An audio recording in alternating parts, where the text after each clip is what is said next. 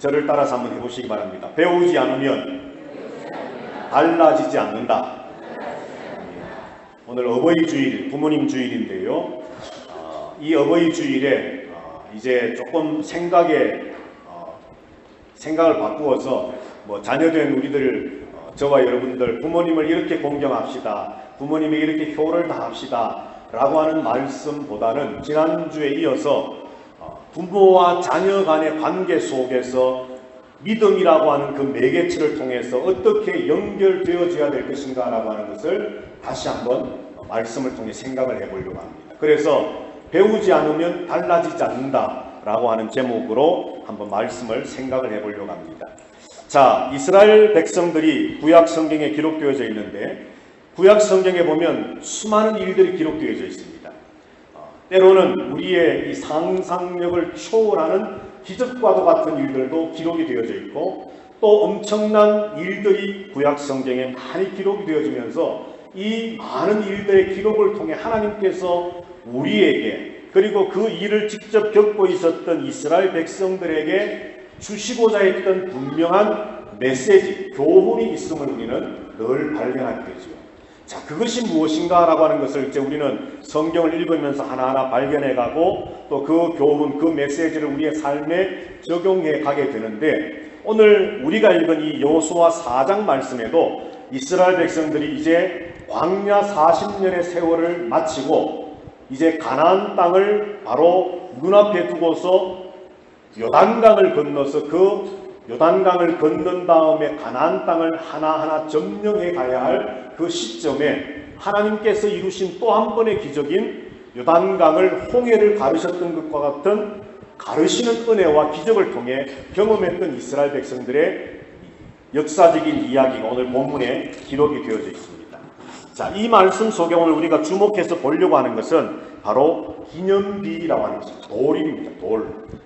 돌들을 여호수아는 하나님의 말씀을 받아서 그 돌들을 이제 기념비석으로 세우게 되는데, 그 기념비석을 세운 곳이 어디인지, 그리고 그 기념비석을 통해서 하나님이 우리에게 말씀하시고자 하는 하나님의 메시지가 무엇인지, 이것을 우리가 한번 생각해 보면서 부모인 우리들이 어떻게 자녀들을 잘 신앙으로 가르칠 것인가, 또 자녀된 저와 여러분들이 부모님과 함께 어떻게 하나님의 말씀에 귀 기울여 가르침을 받아야 될 것인가, 그래서 우리는 어떻게 달라져야 될 것인가, 이것을 한번 생각을 해보고자 합니다. 자, 이번 오늘 본문의 말씀에 보면은 3절에 우리가 읽지 않았지만요, 3절 말씀을 보면 이렇게 기록이 되어져 있습니다. 그들에게 명령하여 이르기를 요단 가운데 제사장들의 발이 굳게 선 그곳에서 돌 12를 택하여 그것을 가져다가 오늘 밤 너희가 유숙할 그곳에 두게 하라 하시니라. 그렇게 기록되어 있습니다. 그리고 5절에 보면 그들에게 이르되 요단 가운데로 들어가 너희 하나님 여호와의 궤 앞으로 가서 이스라엘 자손들의 지파 수대로 각기 돌 1개씩 가져다가 어깨에 매라. 자, 지금 하나님의 첫 번째 명령이 뭐냐 하면요, 요단강이 막 넘쳐나는 때였습니다. 그런데 하나님께서 명령하시기를 하나님의 언약궤를 메고 있는 제사장들이 요단강에 첫 발을 내딛으면 그 요단강이 갈라질 것이라 말씀을 하셨고, 이스라엘 백성들은 그 말씀에 믿음으로 순종으로 반응을 해서 제사장들이 하나님의 언약궤 법궤를 메고 그 넘쳐나는 요단강에 첫 발을 딱 내딛었을 때에 요단강이 갈라집니다. 그리고 제사장들은 뚜벅뚜벅 걸어서 요단강 가운데까지 걸어 들어갔습니다. 지금 상황은, 그림은 요단강이 막 흘러 넘치던 그 강이 좌우로 쫙 갈라져서 이제 벽처럼 쌓여지게 되고 강 바닥이 마른 길이 생기게 된 거죠. 그 강 중앙에 제사장들이 하나님의 법궤 언약의 상자를 메고 지금 딱 버티고 서 있는 겁니다. 그런데 하나님께서 요수아에게 명령하시기를 각 지파의 대표들을 뽑아서 12지파니까 12사람이 그 강 속으로 들어가서 마른 땅이 되어 있는 그곳에 들어가서 제사장들이 지금 버티고 서 있는 그 강 가장 한가운데에서 각 지파마다 돌 하나씩을 주어서 오라는 것입니다. 자, 지금 이것이 방금 읽었던 3절과 5절의 말씀입니다. 자, 그런데 돌 비석을 기념하는 그 비석을 어디에다가 세워두었느냐? 두 장소에다가 세워둡니다. 자, 조금 밑으로 내려오셔서 이제 9절을 먼저 한번 볼까요? 9절. 다 같이 한번 9절을 읽어보겠습니다. 시작. 여호수아가 또 요단 가운데 곧 언약궤를 맨 제사장들의 발이 선 곳에 돌 12를 세웠더니 오늘까지 거기에 있더라. 아멘. 자, 그 다음에 조금 내려와서 19절 20절 말씀인데요. 자, 19절 20절 또 한번 우리 다 같이 읽어봅니다. 시작. 첫째 달 10일에 백성이 요단에서 올라와 여리고 동쪽 경계 길갈에 진침해 여호수아가 요단에서 가져온 그 12돌을 길갈에 세우고. 아멘. 장소가 두 군데라 그랬죠. 첫 번째 장소는 어디입니까, 여러분? 요단강 한가운데입니다.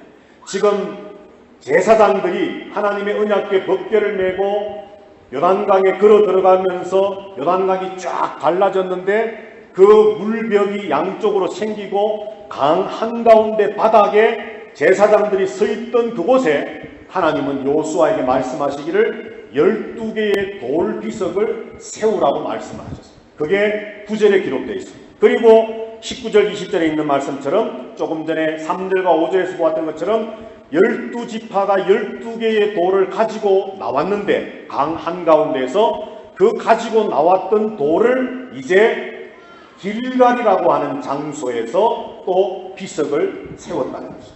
그러니까 강 한가운데 12개의 돌 비석을 세웠고 길갈이라고 하는 장소에 12개의 돌 비석을 세웠습니다. 두 장소입니다. 자, 그런데 여러분들 길갈은 육지이기 때문에 언제든지 누구든지 돌 비석을 볼 수가 있는 겁니다. 이 돌은 요단강 한가운데 사람이 잠수해서 들어가서 그 돌을 건져오든지 해야 되는데 그 요단강 한가운데 있던 돌인데 하나님이 요단강을 쫙 갈라주시는 기적을 통해 우리에게 은혜를 주심으로 우리가 그 가운데 들어가 가지고 나와서 세운 비석이다. 기념의 돌이다. 라고 말하는 것이고 요단강 가운데 있는 것은 이제 이스라엘 백성들이 요단강을 다 건너 지나가고 나면 어떻게 됩니까?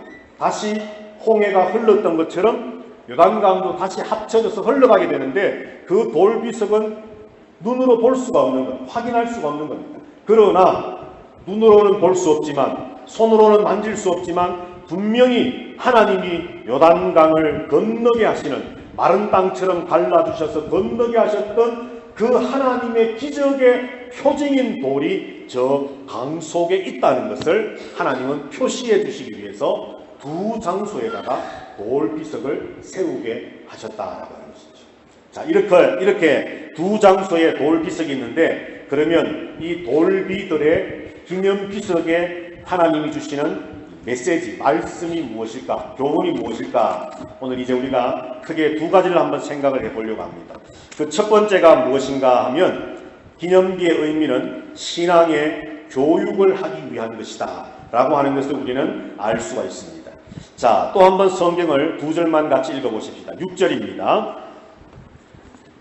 같이 읽습니다. 시작. 이것이 너희 중에 표징이 되리라. 후일에 너희의 자손들이 물어 이르되 이 돌들은 무슨 뜻이냐 하거든. 자, 6절에서 물었습니다. 나중에 자손들이 도대체 이 돌이 뭡니까? 그리고 조금 또 내려오셔서 21절에 같은 말이 기록되어 있는데요. 같이 한번 또 읽어봅니다. 시작. 이스라엘 자손들에게 말하여 이르되 후일에 너희의 자손들이 그들의 아버지에게 묻기를 이 돌들은 무슨 뜻이 하거든. 아멘. 자, 6절과 21절에 같은 말씀이 기록되어 있습니다.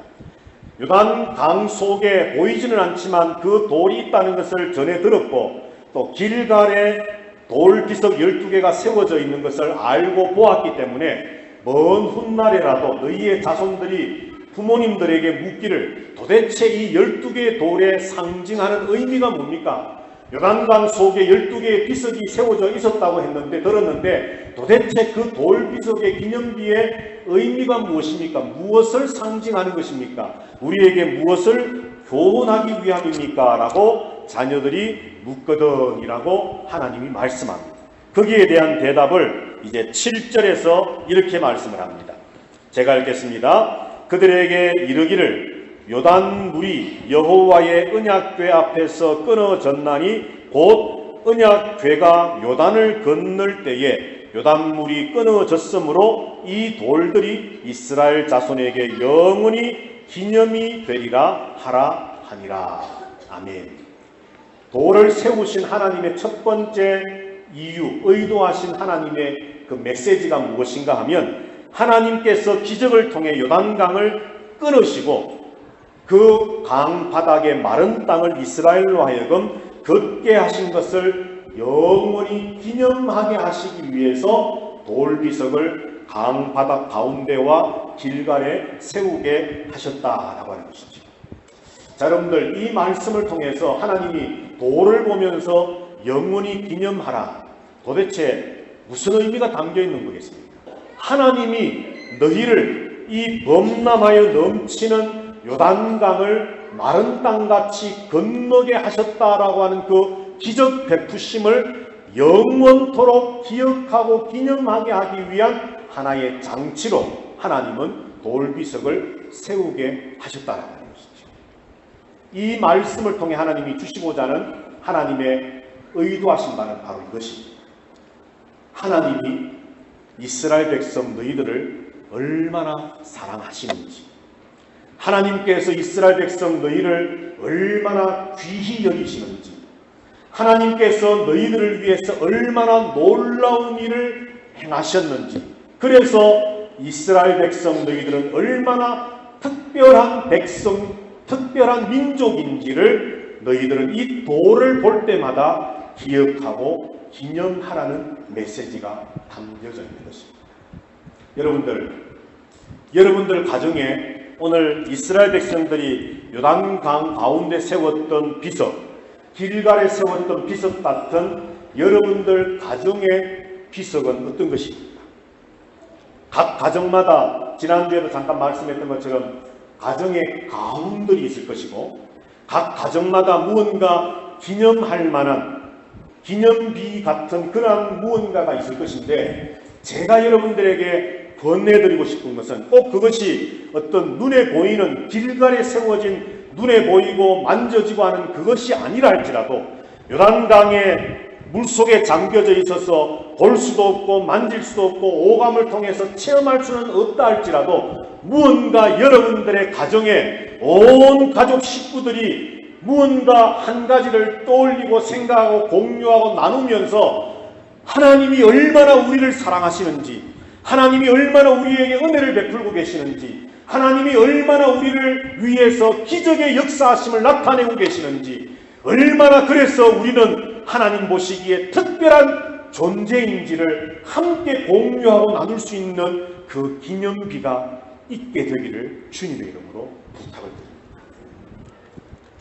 자녀들에게 조금 더 극과 극의 비유를 하기 위해서 말씀드립니다만, 자녀들에게 많은 잔고가 있는 통장 물려주는 것 물론 좋습니다. 부모님으로 무언가 자녀들에게 이 땅에 살아가는데 편리하고 유익이 될 만한 것들을 자녀들에게 유산으로 남겨주는 것 훌륭하고 좋은 일입니다. 그런데 여러분, 그것만으로 부모의 역할이 끝나버린다면 성경에서 말씀하는 진정한 부모의 모습이 아니라는 것이죠.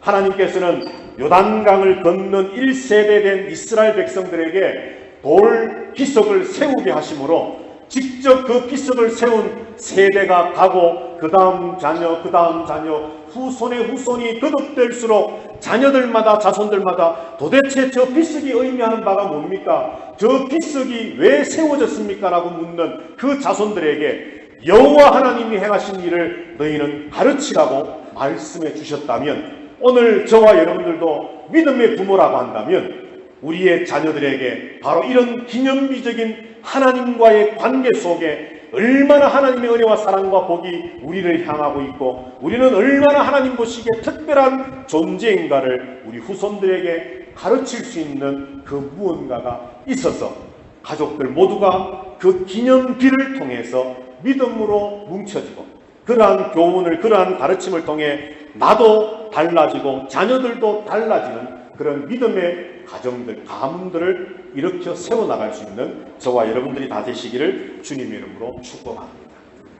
저는 아들이 셋이 있습니다. 아이들에게 항상 세 가지를 가르쳤습니다. 정말 귀에 피가 날 정도로. 첫째는 너는 내 아들이다. 너는 내 아들이다. 이중무의 아들이다. 그리고 너는 대한민국의 아들이다. 네 나라는 대한민국이다. 네가 비록 멕시코에서 태어났고 과테말라에서 자랐고 또 앞으로 어느 나라에 가서 살게 될지 모르지만 그래서 수많은 외국인들 속에 네가 살아가게 될지 모르지만 너는 네가 대한민국 사람이라는 것을 결코 잊지 말아라. 그리고 마지막으로 제가 우리 아이들에게 교훈하는 것은 이것입니다. 너는 하나님의 아들이다.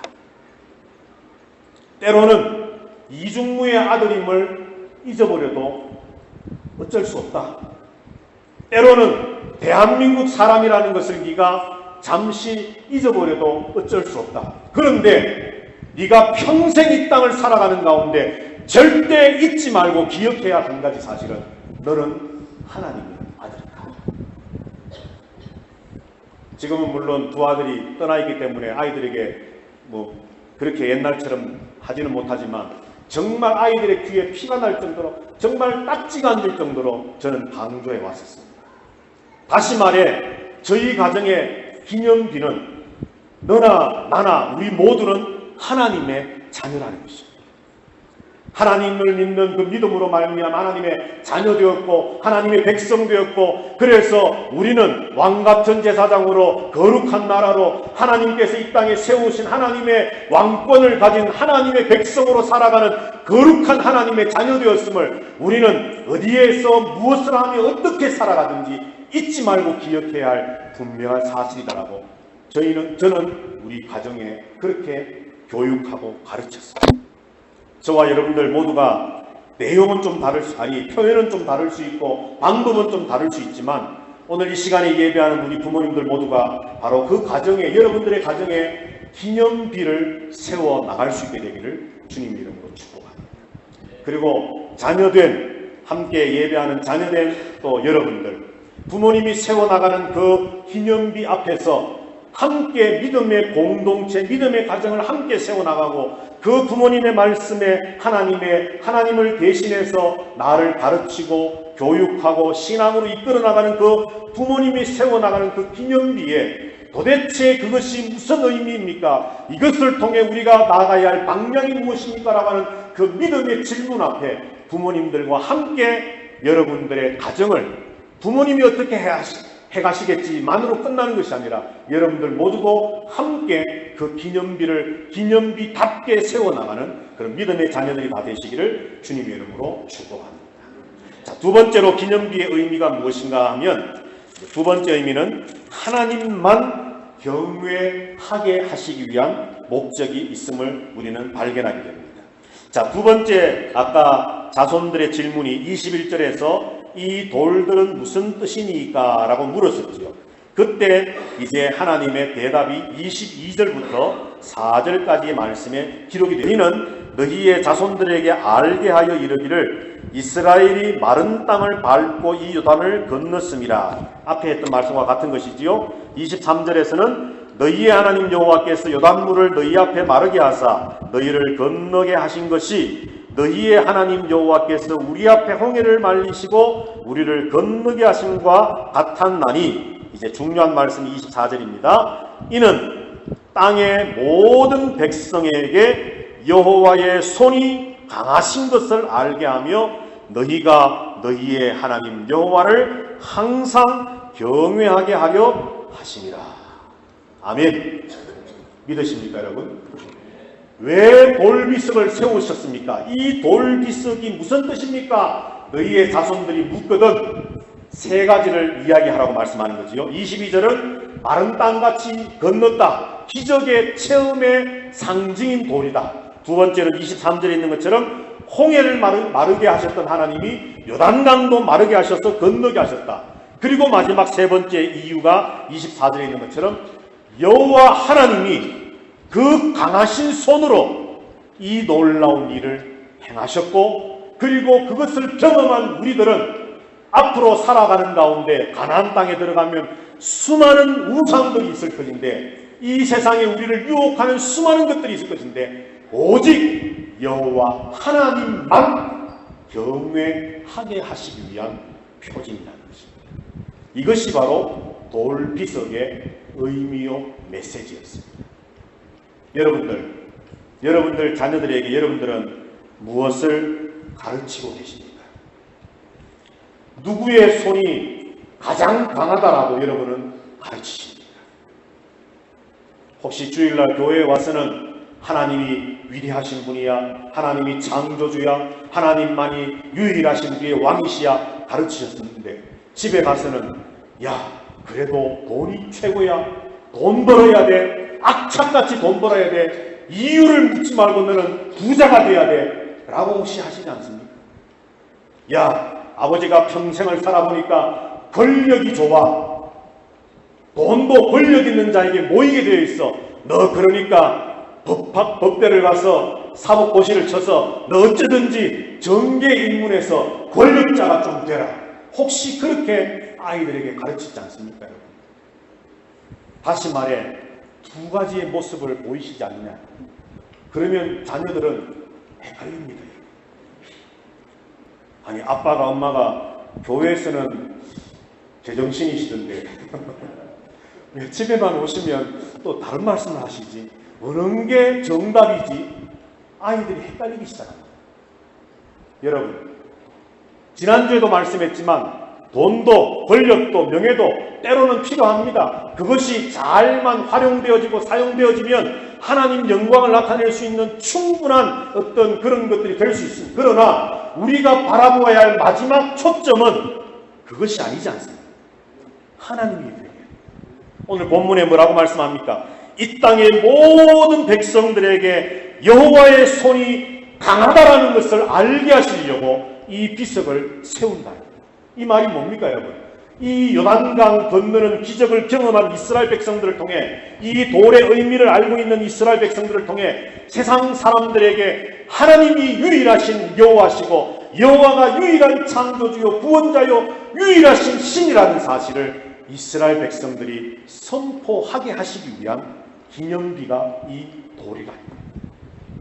오늘 부모된 저희들이나 자녀된 저와 여러분들 모두가 하나님 앞에 행복한 가정을 이루기 위해서 우리 가정들이 가정을 통해, 부모님들을 통해, 자녀들을 통해, 우리의 입술의 고백을 통해서 하나님이 강하신 분임을 고백하고 선포할 수 있게 되기를 주님의 이름으로 축복합니다. 왜 우리가 기념비를 세워야 됩니까? 왜 우리가 자녀들에게 신앙의 교육을 해야 됩니까? 부모된 우리들도 왜 하나님의 말씀을 배워야 됩니까? 배우지 않으면 달라지지 않습니다. 그리고 우리가 배운 바 그것을 우리의 입술을 통해 고백하고 선포하고 나타내지 않으면 달라지지 않습니다. 여러분이 스스로 대답하시고 고백하고 시인함으로 하나님, 내가 하나님을 믿습니다. 나를 위해 십자가에 죽어주신 예수 그리스도가 나를 위해 다시 살아나셨고 그분만이 나의 주, 나의 하나님, 나의 구세주 되심을 내가 믿습니다라고 하는 사실을 여러분의 입을 통해서 신방하는 그 신방대원들이 모여서 함께 예배하는 그 자리에서 여러분들 스스로 고백하고 증언하게 하기 위해서 제가 자꾸 묻는 겁니다. 마찬가지로 하나님은 왜 기념비를 세우셨느냐 하면 그저 기념비를 보고 돌을 보고 야, 하나님 우리에게 기적을 베풀어 주셨네. 우리 조상들 할머니 할아버지 때에 야, 이런 기적이 있었네. 그 넘쳐나는 홍해를 요단강을 하나님이 갈라주셨네. 그냥 나만 알고 끝나는 것이 아니라 그것을 경험한 이스라엘 백성들이, 그것을 배우게 된 이스라엘 백성들이 온 세상 사람들에게 하나님이 그 강한 손으로 이 기적을 행하셨습니다. 우리를 위해 이 일을 행하셨습니다. 그 하나님만이 유일한 창조주요 구원자이신 하나님이십니다라는 것을 고백하고 선포하게 하시기 위한 이유가 있다는 것이죠. 오늘 이 시간에 예배하는 저와 여러분들, 부모 되었던 자녀 되었던 저와 여러분의 입술을 통해 하나님이 고백되어지게 되기를 주님의 이름으로 축복합니다. 저와 여러분의 입술을 통해 하나님이 증거되어지고 하나님이 선포되어지게 되기를 주님의 이름으로 축복합니다.